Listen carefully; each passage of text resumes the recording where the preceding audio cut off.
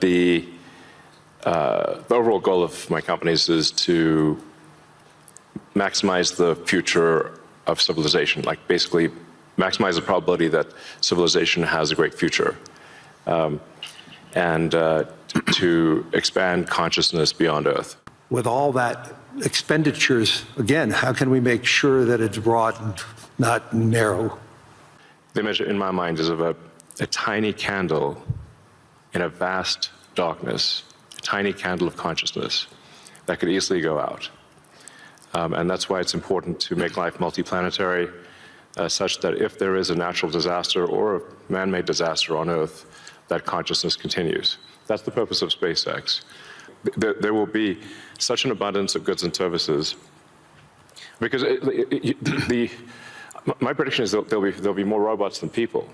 But if you have billions of humanoid robots, and I think there will be, I think everyone on Earth is going to have one and going to want one, because who wouldn't want a robot to, assuming it's very safe, watch over your kids, take care of your pet. If you have elderly parents, there aren't enough young people to take care of the old people. Right. By the end of next year, I think we'll be selling humanoid robots to the public.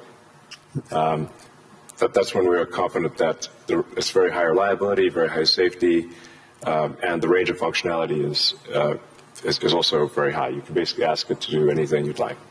And Tesla's rolled out a sort of robotaxi service in a few cities, and right. will be very, very widespread by the end of this year within the U.S.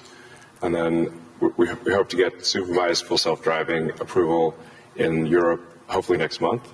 Really that quickly? Yeah, and then maybe a similar timing for China, hopefully.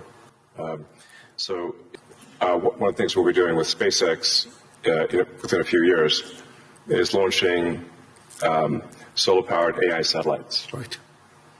Because the space is really the source of immense power, and then you don't need to take up any room on Earth. There's so much room in space, and you can scale to enormous. You can scale to, I think, ultimately hundreds of terawatts a year. Tariff barriers for solar are extremely high, and that makes the economics of deploying solar so artificially high, because China makes almost all the solar.